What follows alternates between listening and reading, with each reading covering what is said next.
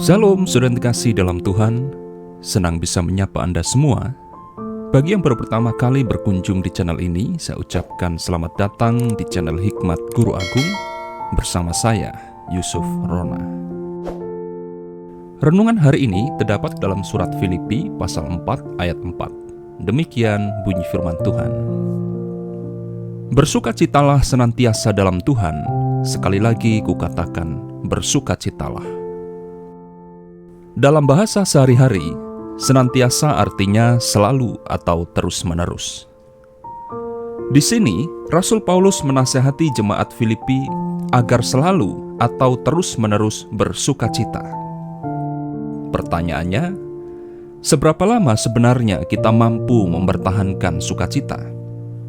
Apakah sukacita berarti kita harus selalu menunjukkan raut wajah riang gembira, walaupun keadaan tidak baik-baik saja?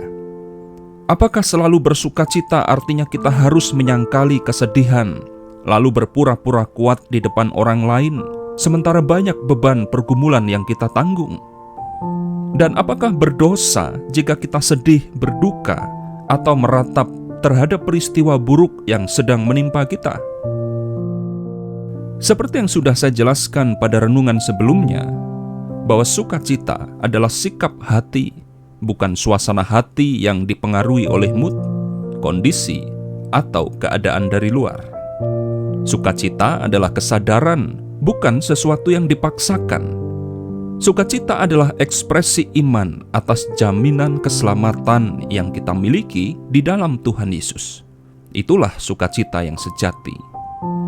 Sekalipun penganiayaan, penderitaan, tekanan, atau kesusahan terjadi, orang yang sungguh-sungguh beriman kepada Yesus, mau mengakuinya sebagai Tuhan dan telah menerima jaminan keselamatan, maka dia akan tetap bersukacita.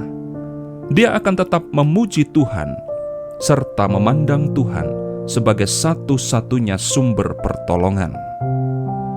Inilah yang dimaksud oleh Rasul Paulus.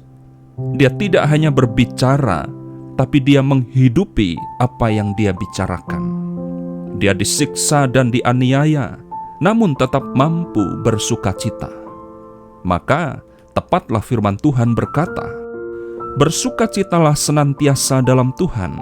Sekali lagi kukatakan, bersukacitalah.